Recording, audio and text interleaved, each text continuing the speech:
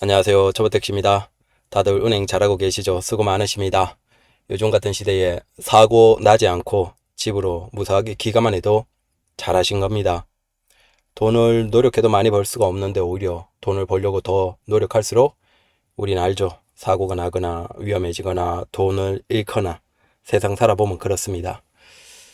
다만 우리가 이제 예전처럼 다시 경제가 좋아지고 돈을 더 많이 벌 수 있는 그런 시대는 오지 않을 가능성이 높다라는 생각도 해야 된다라는 겁니다. 이번 영상은 역시나 제가 자주 하는 잊을만 하면 하는 대형 택시 하지 마십시오 라는 컨텐츠입니다. 자, 이건 수치로 봐도 그렇다라는 얘기를 해보죠. 또 요즘에 제가 별로 안 하니까, 이런 얘기를 별로 안 하니까 또 대형 택시에 대해서 관심들이 커뮤니티나 SNS나 제가 있는 카톡방 여러 개, 웬만한 카톡방에는 이제 비밀로 이렇게 다 들어가 있습니다. 컨텐츠 할 겸해서 어떤 얘기들을 하시는지, 어떤 것들을 느끼고 생각하시는지 궁금해서 카톡방도 웬만하면 다 들어가 있고 그렇습니다. 그런데 대형 택시 얘기가 확실히 예전보다 많이 나오고 관심이 많은가 봅니다. 또 슬금슬금 이제 근데 저는 항상 얘기 드리지만 대형 택시 하지 마시라. 네. 왜 그런지 통계상으로도 한번 보시죠. 자, 이건 인천공항의 통계입니다. 자, 2024년 1월부터 4월까지 정도의 인천공항의 이용 전체에서 우리가 궁금한 건 저기 여객이죠. 여객 이용자가 얼마냐? 24년 1월에 얼마예요? 582만이죠. 582만 명이 1월에 이용을 했어요. 이게 거의 평년치를 회복했고 이제는 뭐 굉장히 좋은 상황이다라고 볼 수 있었겠죠. 그래서 1월에 저도 뭐 인천공항을 많이 갔고 아마 일반 인천공항 운행하시는 분들은 굉장히 놀랐고 실제 택시 대기장에서 상대적으로 기사님들은 덜 들어오는데 손님들은 넘치면서 막 빠를 때는 2시간 반, 저도 1월에 한 2시간 반 정도 만에 나간 게 있을 정도로 굉장히 좋았습니다. 하지만 그게 이제 흐름상으로 계속 그렇게 이어질 수가 없겠죠. 기사님들도 들어오고 그 다음에 손님들도 줄어들고. 그래서 요즘 보면 한 4시간 반에서 5시간은 걸리는 것 같고 그거보다 조금 더 걸릴 때도 있고 덜 걸릴 때도 있지만 확실히 이제 예전의 택시 대기장 정도까지 됐다. 길어졌다. 마찬가지로 이제 일반 손님들도 많이 전체적으로 줄었겠죠. 그래서 보시면 24년 1월에 582만이에요. 24년 2월에 573만으로 내려오죠. 그 다음 24년 3월에 569만으로 내려옵니다. 그리고 24년 4월에 556만으로 내려왔어요. 지금 5월 통계는 나오지 않았어요. 아마 한두 주 내로 나올 것 같은데 매일매일 들어가서 보고 있습니다. 근데 제가 이제 인천공항을 많이 운행하면서 체감상으로는 제가 생각하기에는 한 530에서 540만 정도까지 떨어지지 않았을까라고 생각이 됩니다. 그래서 확실히 계속 내려가는 흐름인 것 같다. 이용자가 확실히 감소하는 추세인 것 같다. 라는 생각이 들어요. 네.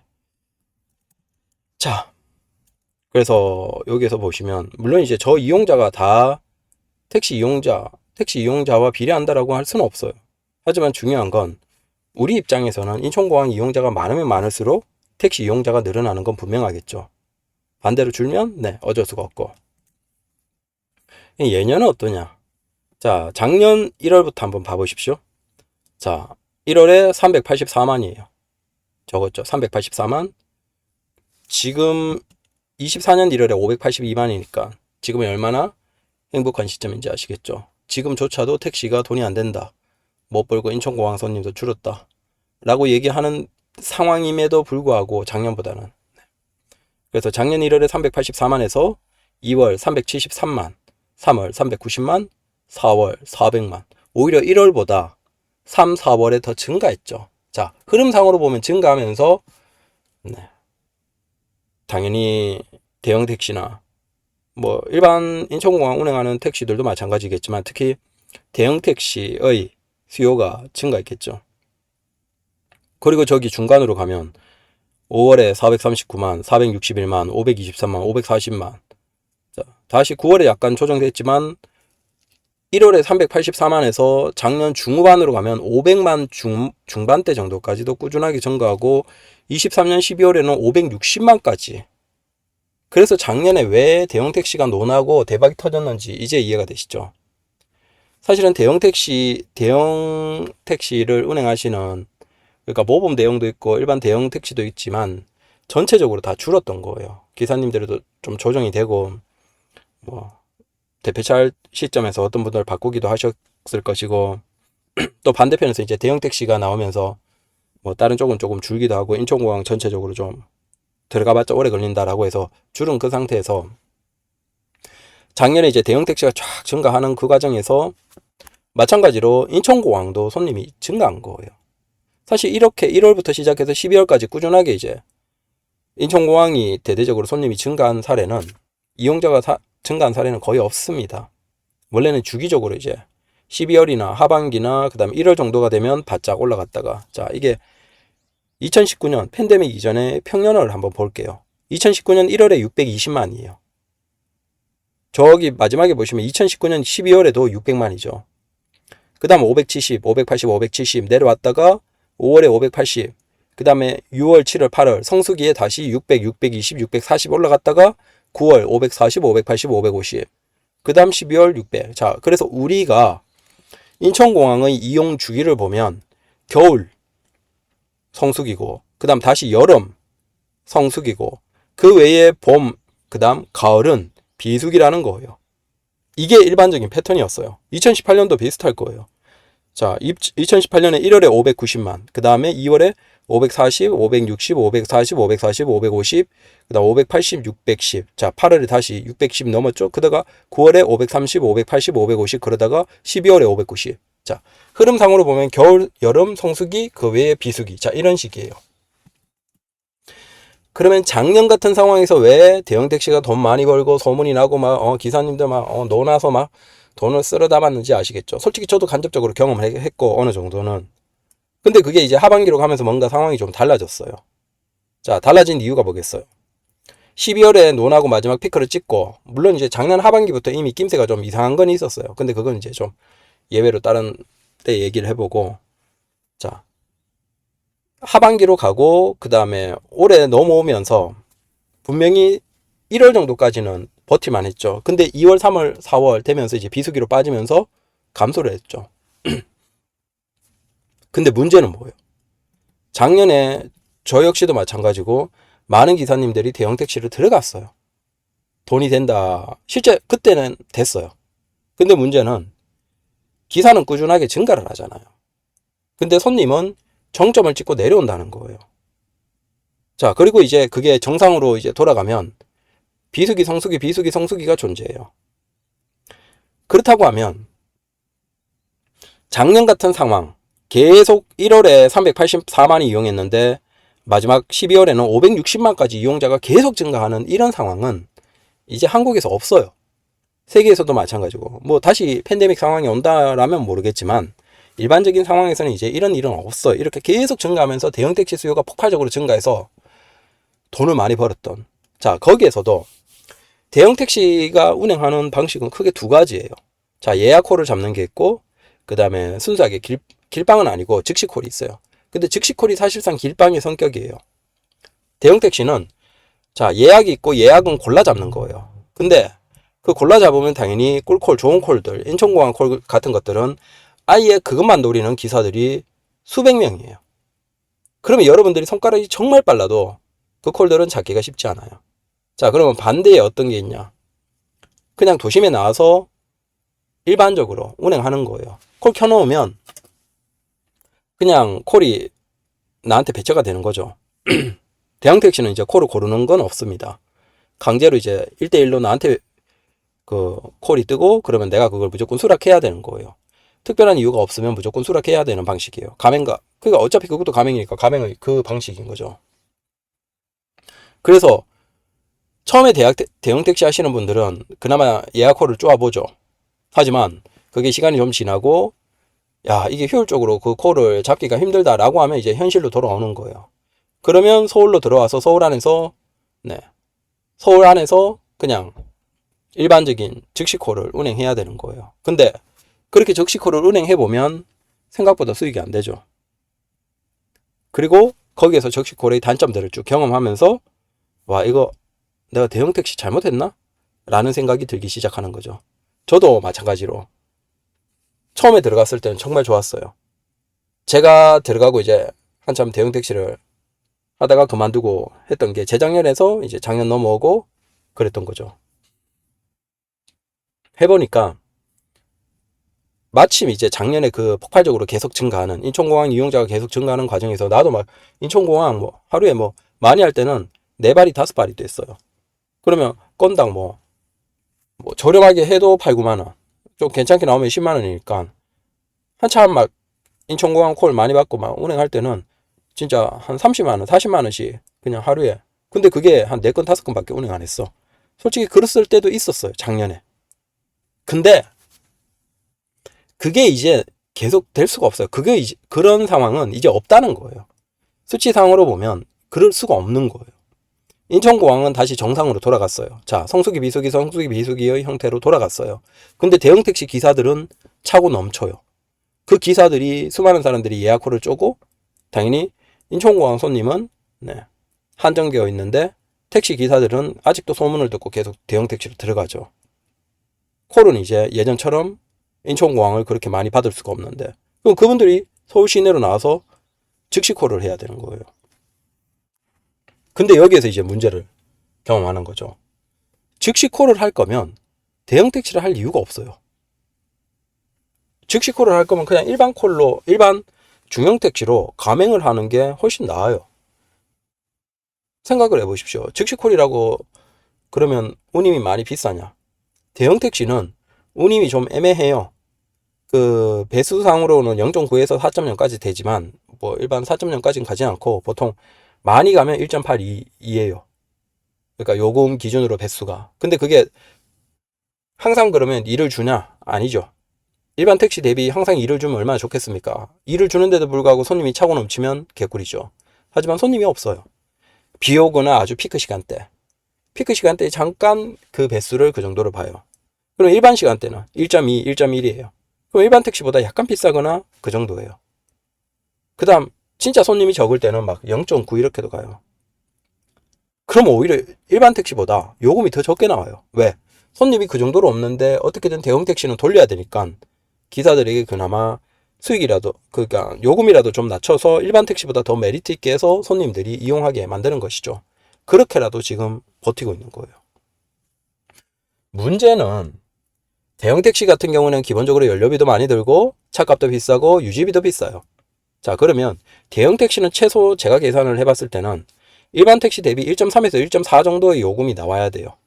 자, 차값도 비싸죠? 그 다음 연료비 많이 들죠? 자, 당연히 정비나 유지비도 훨씬 더 들어요. 아니 고장만 하더라도 우리 혹시 여러분들 차문 일반 중형 택시 차문 고장 나는 거 경험해 보셨나요? 없죠? 뭐 평생 폐차할 때까지 타도 소나타 문짝에 고장이 나서 막 다치고 안 다치고 이런 거 경험 못 해보셨잖아요. 대형 택시는 자동문이에요. 그게 이제 몇십만 원만 넘어가도 자동문 고장 나거나 문제로 인해서 수리하는 분들이 많으세요. 물론 그것도 이제 자가로 하고 뭐 아니면 좀 싸게 야매로 저기 장항동 가면 해주는 데도 있어요. 하지만 조금 정비 그냥 정상적으로 가서 고치고 하면 돈이 많이 들어요. 자동문뿐만 아니라 전체적으로 그냥 차가 크고 그렇기 때문에 정비비도 많이 들어가고 당연히 엔진 오일도 뭐 그 그랜저 K8만큼 먹겠죠. 똑같은 엔진 크기니까. 그래서 최소 중형 택시 대비 1.3에서 1.4 정도로 해서 중형 택시처럼 돌아가야지 돈이 돼요.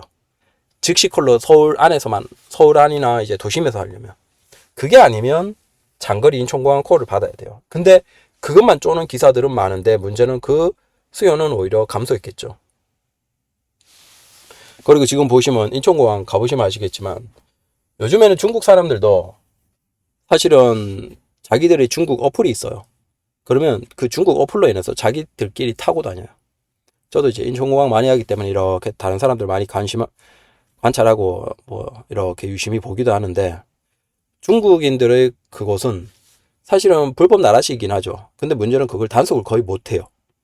왜냐하면 중국 어플 안에서 중국어로 이용자를 모으고 그들끼리 중국 중국어를 하면서 차를 타고 그 다음에 요금 지불조차도 위챗이나 알리페이 같은 걸로 중국 안에서 돌아가는 걸로 결제를 해버려요.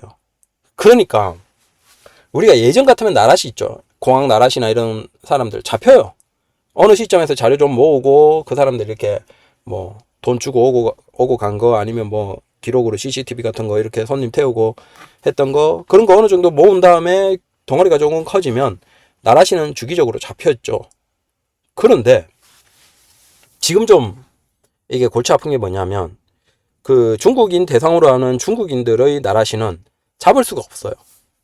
경찰이 증거를 잡을 수가 없어요. 그래서 가끔 기사가 나오긴 해요. 그 외국인 대상으로 해서 나라시, 불법 나라시 한다라고, 불법 택시 영업한다라고 해서 나오긴 하는데 그 처벌이 굉장히 미미해요. 생각을 해보십시오. 아니, 그러면 한국 경찰에서 중국의 알리페이나 위챗 같은 뭐 그쪽에서 결제 자료 달라라고 해서 그걸로 처벌을 할 수 있겠습니까? 자료 받는 것도 쉽지 않고 사실상 어려워요. 불가능해요. 마찬가지로 중국인들끼리 서로 대화를 하고 대화를 주고받으면서 네, 아우 이거 이렇게 하는데 좀 도와달라라고 하면 그 사람도 손님도 그냥 아는 사람이다 이렇게 얘기를 해버리는 거예요. 그럼 그걸 어떻게 증명을 해? 방법이 없다니까요. 방법이 없어요. 문제는 지금 외국인 관광객 중에서 중국인들이 꽤나 많아요. 근데 그분들의 상당수가 중국인들끼리 그 나라시 속으로 들어가 버렸어요. 그러니까 안 그래도 지금 인천공항의 이용자가 줄어들었는데 그 중에서 중국인들의 나라시가 더 활성화가 되면서 우리 일반 입장에서는 뭐 택시나 대형 택시 입장에서는 손님이 사실상 더 준 꼴이에요. 물론 이제 일본인들도 지금 한국을 관광 많이 오는 사람들을 보면 중국인, 일본인, 그다음 대만 이런 사람들이 주축이고 그 외에 뭐 유럽이나 미국이나 이런 쪽은 사실 택시 이용자로 보면 적어요. 중국, 일본, 대만 이들이 제일 많다라고 생각하시면 돼요. 근데 거기에서 중국인들 상당수가 그쪽으로 들어가 버려서 답이 없어요. 그 다음 일본인들이야 뭐 예전보다 돈을 굉장히 아껴요. 예전이라면 뭐 많이 택시를 이용하지만 택시가 저렴하고 또 아는 사람들이 이용하죠. 근데 아무래도 인천공항 철도가 이제는 워낙 잘 되어 있고 배차 간격도 짧고 그렇기 때문에 그리고 그 사람들은 관광이기 때문에 인천공항 철도가 재밌거든요. 그래서 관광의 관점에서 인천공항 철도도 자주 이용해요. 일본인들은 굉장히 적극적으로 철도가 익숙하기 때문에 심지어 그게 싸. 그러니까 일본인들은 철도를 이제 다 이용을 하죠. 그나마 대만인들 좀 있고. 전체적으로 관광객이 많이 줄었어요. 네.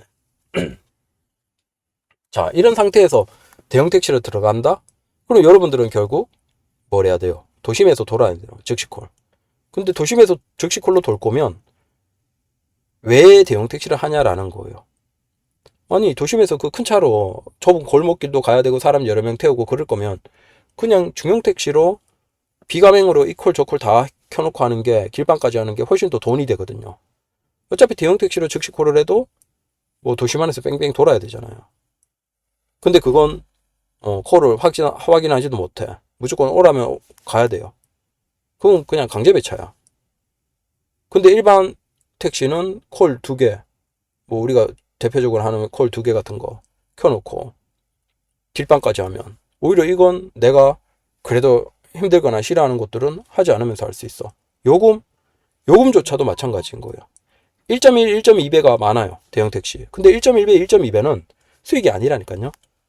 중형이랑 사실상 똑같은 거예요. 우리의 지출 비용으로 본다면 회사 입장에서는 그걸 1.2, 1.15, 1.1, 1.15 더 비싸게 해줬다라고 얘기하지만 실제 우리 입장에서 그 차를 우리가 사고 보험을 하고 그 다음 그 큰 차를 유지해야 되는 그 관점에서 그건 1.1, 1.2는 손해예요. 최소 1.3에서 1.4 이상이 돼야지 중형 택시와 대형 택시의 수익 구조에서는 똑같아지는 거예요. 근데 그렇게 하면 손님이 없거든요. 도심 안에서. 그러니까 답이 없는 상태예요.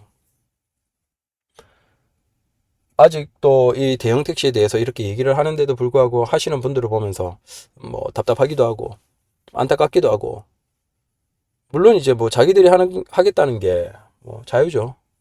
네. 뭐 저도 그게 들어갔을 때는 초기에는 이제 좋긴 했고 하지만 저도 냉정하게 현실을 이렇게 보니까 아, 실수했구나라는 걸 느꼈고, 그나마 이렇게 자꾸 얘기 드리는 건 거기에 남아있는 동료들. 그래서 그분들이라도 남아있는, 이미 들어가서 발을 못 빼는 남아있는 분들이라도 그래도 수익이 좀 유지가 됐으면 좋겠는데, 계속 신규로 들어오고 가면 문제가 신규 버프가 있어요. 자, 신규로 들어가는 사람들에게 아무래도 여기에 빨리 적응하도록 콜을 초반에 좀 많이 몰아주는 그런 게 없지 않아 있어요. 자, 그러면 신규로 기사들이 많이 들어가면 들어갈수록 어떻게 되겠어요? 기존의 고인물들, 기존에 하고 있는 기사들은 결국은 수익이 감소하는 현상이 나오는 거죠. 손님은 한정되어 있는 상태에서 신규가 들어가면 들어갈수록 그쪽으로 콜이 많이 몰리거든요. 왜냐하면 신규로 들어가고 이제 차도 몇 천만 원짜리 할부로 뽑았고 막 그러면 그 사람들 좀 콜 잘 몰아줘야지만, 그 사람들이 또 입소문 내고 그러면 또 주변에서 많이 번다라고 얘기하면 또 거기에 혹해서 들어가는 사람 있고 이렇게 되잖아요. 물론 이게 진실인지 아닌지 모르지만 뭔가 신규 초반에 버프가 있는 것 같긴 해요. 여러분들 느끼잖아요. 그럼 문제가 뭐예요? 계속 또 신규로 들어가는 사람들 때문에 기존 사람들은 힘들어지고, 그 신규로 들어간 사람도 몇 달 지나면 또 이제 그들도 현실을 느끼는 거죠. 근데 문제는 돈 많이 집어넣고 발을 못 빼. 우리가 중형 택시는 모범 갔다 여기 갔다 저기 갔다 해도 돼요. 차 안 바꾸고도 할 수 있죠. 뭐 색칠하는데 뭐 100만 원 150만 원 들긴 하지만 그래도 하려면 할 수 있어요. 적어도 큰 돈은 안 들이고 뭘 할 수 있다는 거예요. 하지만 대형 택시는 발을 집어넣으면 못 빼요. 그 차로는 딴 걸 아무것도 못 해요. 일반 택시에서. 물론 거기에서 이제 구변해서 5인승짜리로 만들어서 하면 되지만, 그 차 의자 떼내고 구변해서 5인승짜리 만들어버리면 그냥 바보 되는 거예요. 중고차 값 그냥 끝나는 거죠. 그래서 하는 분들이 없잖아요. 대형 택시로 일반 택시 하려면 할 수 있어요. 구변하고 의자 다 떼버리고. 근데 문제는 그렇게 하면 차가 똥값이 되는데요. 그걸 누가 해요? 그게 문제예요. 발을 못 빼요. 들어가서 신규 버프 끝나고 몇 달 지났을 때 이제 현실로 딱 돌아왔을 때 깨달아도 발을 못 빼요. 그래서 대형 택시를 이미 하다가 그만둔 사람들 혹은 그대로 하는 사람들은 크게 보면 나 같은 성격, 와 도저히 짜증나고 화나서 못하겠다, 손해보고 감수하고 다 정리하고 나오는 사람들, 나 같은 사람이 있고, 반대로 이미 발을 담근 상태에서 어떻게든 버티기 위한 노력을 하시는 분들, 적어도 이걸 처분해버리고 빠져나오면 돈 너무 많이 손해를 보니까 어떻게든 이 차 폐차로 누를 때까지는 버티겠다라는 분들, 크게 보면 두 부류예요. 기사님들이. 그래서 뭐 아직도 대형 택시를 하겠다라는 분들은 어쩔 수 없지만, 그냥 얘기 드리면 여러분들이 솔직히 요즘 유튜브에도 보면 대형 택시 홍보하는 분들 계시죠. 그분들이 순수한지는 모르겠어요. 과연 순수하게 대형 택시를 홍보하는 걸까? 물론 야 너도 한때 홍보하지 않았냐?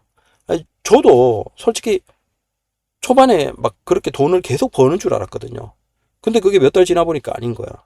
지금 유튜브에서도 대형 택시 홍보하고 뭐 그러는 분들 비슷한 성격이겠죠. 자기들도 들어가고 초반 버프, 신입 버프 받고 그러니까 좋다라고 하지만 그게 과연 1년, 2년 뒤에도 유지될까요? 그건 기존 기사님들에게 물어보면 다 알아요. 왜냐? 대형 택시는 시간이 많이 남아요. 그러면 기사들끼리 서서 콜을 비교해 보는 거예요.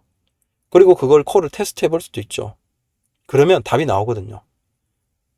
기사들끼리 핸드폰 다 놓고 다 비교를 하면서 확인을 해보면 금방 이게 지금 어떤 상황인지, 누가 지금 그 콜 수락에서 제일 빠져 있는지 아닌지 그런 거 다 눈에 바로 들어와요. 아닌 것 같아요? 그러면 혼자 하지 마시고 몇 명 기사님이라도 모여서 콜을 비교해 보면서 한번 테스트를 해보세요. 몇 가지만 테스트, 자 이건 뭐 영업 방해를 하는 게 아니에요. 몇 가지만 테스트 해봐도 여러분들이 뭔가의 차이를 느낄 수 있어요. 그 차이를 바탕으로 내가 지금 어떤 상태인지를 알 수 있다는 거예요. 근데 문제는 그 차이를 객관적으로 우리가 그럼 어떻게 해야지 내가 좋아지고 어떻게 해야지 내가 우선순위가 되고 어떻게 해야지 이런 걸 몰라. 너무 답답하죠. 그게 사실은 대형 택시를 하다가 많이 그만둬버리는 분들이 이유예요. 그걸 깨닫고 나면 그럼 내가 지금 콜 수락에서 밀리네? 뭔가 예약에서 밀리네? 그럼 난 지금 어떻게 해야 되지? 내가 어떻게 해야지 위로 올라갈 수 있고 내가 먼저 수락을 받을 수 있지? 몰라. 답이 없어. 여기에서 기사님들이 짜증나고 화가 나서 그만두고 나와버리는 거예요. 저 역시도 그랬고. 물론 이제 이런 것들을 이제 영업 방해라고 요즘에는 뭐 겁을 주기도 하고 뭐 그러는데, 아니 그럴 거면 택시 회사에서 공식적으로 얘기를 해야 돼요. 우리는 어떤 것들을 바탕으로 수치화가 되어 있고, 그러면 어떤 사람들은 기사가 우위에 있고 어떤 사람들은 하위에 있고, 그러면 어느 정도까지는 우선적으로 콜을 주고 어느 정도는 이걸 해줘야지. 거기에 대한 얘기가 없이 그냥 니들은 무조건 참고 버텨라. 어. 물론 제가 하라는 얘기는 아니에요. 그냥 참고 마시라, 관심 가져보시라 라는 겁니다. 그래서 대형 택시는 하지 마십시오. 그래도 뭐 이렇게 얘기해도 뭐 워낙 개인 택시 기사들이 개구리들이 많아서 절대 낱말 안 듣죠. 독고다이고 성격 강하고, 저 역시도 마찬가지고. 그런데 들어가서 이제 몇 달 지나 보면, 아, 초보 택시가 무슨 얘기를 했구나 라는 걸 깨달으실 겁니다. 근데 그때는 이미 늦었죠. 많은 돈 날리고 그만두지도 못하고 계속 하자니 속이 터지고 그럴 겁니다. 감사합니다.